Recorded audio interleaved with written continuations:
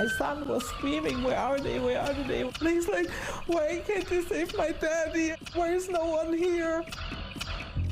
When Karen Banos called 911, she was confident an ambulance would arrive right away to help her 51-year-old husband, Michael Davis, who had suddenly collapsed. I was standing right here on the street waiting to see if there would be the paramedics. I was very, very anxious, and I kept running from the house to the street, back to the house, back to the street. She knew the LA City Fire Department was on the way, but as the clock kept on ticking, minute after minute after minute, still no ambulance.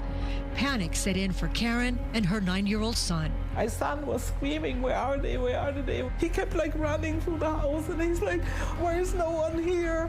I was shocked at how long it took. Neighbor Phyllis Patterson was with the family when the paramedics finally arrived. They say it took approximately 15 minutes. That's right, 15 minutes to get emergency help. One of them said to me, I'm so sorry. And I said, why did it take so long? And they said, well, we had to come from a different station.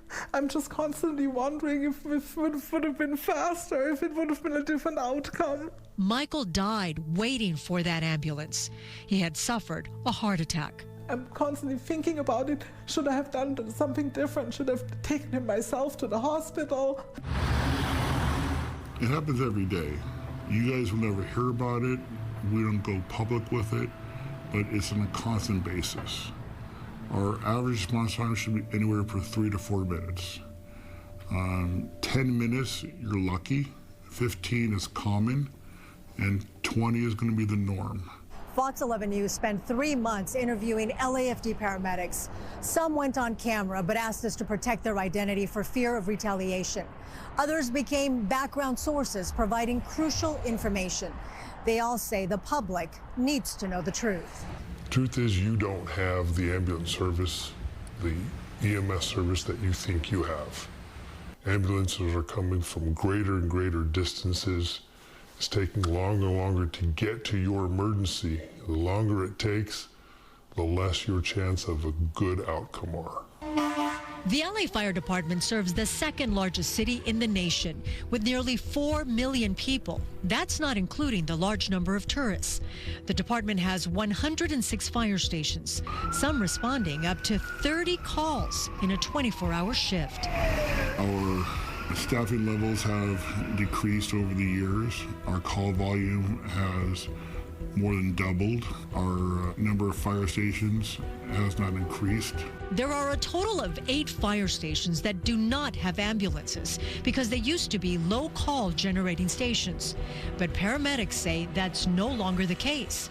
They insist ambulances are needed because Paramedics on the fire engine don't carry narcotics, and they're not allowed to do certain procedures. They have to wait until an additional resource with 2 paramedics shows up. So they're very limited in what they're allowed to do. This right here is a dispatch map of the city of Los Angeles. Each little section is a fire station district. The red means the station does not have an ambulance available. These maps are of different times during the week. Take a look at this one. This is in August, you had 0 at 4 p.m., literally 0. It's overwhelming to look at the red. It's like that throughout the day, most of the day, every day. So then if there's a call or an emergency that happens in that district, you start looking at the next neighboring district and the next closest one. And as the red spreads on the map, it's further and further for the ambulance to come to you. This is a call in South Central Los Angeles, and at 1:47 p.m., the paramedic ambulance is coming from Bel Air. That's the closest. How long will that take? Probably about 25 minutes or 30. The heart attack, the stroke, the traffic accident, truly, truly life-changing, family-changing events. Minutes matter. I mean, literal minutes. Paramedic from Hollywood. That's the closest on a cardiac arrest. How long will this take? This will take greater than 20 minutes from Hollywood. 6:13 p.m. You can imagine the traffic. That person could die. They probably did. And if that ambulance is not available or is coming from too far away, you just don't have a very good chance. At hospitals, you will often see several ambulances parked outside the emergency room. Paramedics cannot leave until the patient they transported has been admitted. And with hospitals being understaffed, paramedics could be stuck there for hours. That's a pretty scary thing to think, that they don't have the resource to get an ambulance here. When Isabel Ortiz and Ariel Perez called 911, 4-year-old Mason was very sick. I've never heard a child cry like that in my life. He sounded like a wounded animal. We call 911, we tell them, hey, like, we don't know what to do. He's shaking, he's sweating, he's screaming and crying. An LAFD fire engine arrived within minutes, but the ambulance was responding to an emergency in a different district. When the ambulance didn't show up, what was your reaction? Where's the rest of the crew? Where's the ambulance? Where's the transportation? In the end, Ariel and Isabel drove Mason to the hospital themselves. He's fine now, but it was a terrifying experience for his loved ones. Who do I call if I can't call 911 for help? We need to be better. Chief Kristen Crowley knows firsthand what LAFD paramedics are going through.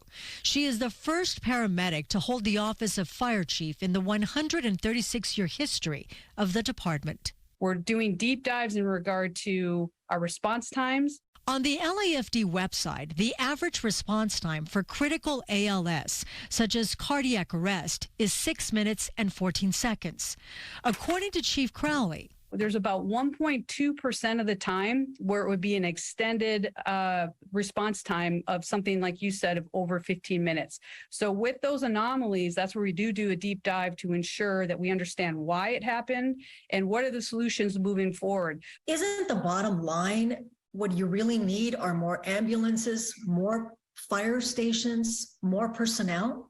You are spot on, and I agree holistically when it comes to the lived experiences of our people. Chief Crowley says the LAFD currently has 5 fire academies this fiscal year, and she's asking for an additional 5. Chief Crowley is also looking at the possibility of emergency hire paramedics to replace 300 personnel retiring between now and December. As I like to say, build our bench so that we can get through this next big push of retirements. Why is it important for you to share your story? I want people to know how long it took for them to come. So maybe if someone hears that more people actually complain and that the change is being made, that there's more fire stations, more access, just more help, because it felt really, really helpless that day. What can the citizens do? They need to press their city council members and let them know this is not acceptable. What can we expect if this continues? People are going to die. Our investigation into the Los Angeles Fire Department will continue. Our next segment, we're taking a look at the history that led to this problem and the department's lack of medical supplies. Paramedics are telling us they sometimes don't have basic supplies to operate on a daily basis. So clearly the chief says this is very rare. The whistleblowers you're talking to say not so rare. Not so rare. They want more ambulances. How many more ambulances did they say that they need? Well, they have 8 stations without any ambulances, right? So they'd like to at least have 1 ambulance at each fire station. In the best case scenario, 2 ambulances at each station, because our population is, just growing, and they don't have enough personnel. They don't have enough equipment, enough ambulances. And another problem, too, is that too many people are calling 911. They're calling 911 for things you really shouldn't call for. And so that ties up all of the paramedics. And going to the hospitals, that is, just the hospitals are overwhelmed, too. And what about the recruitment process? Because you would think that people would be lining up for a job like this.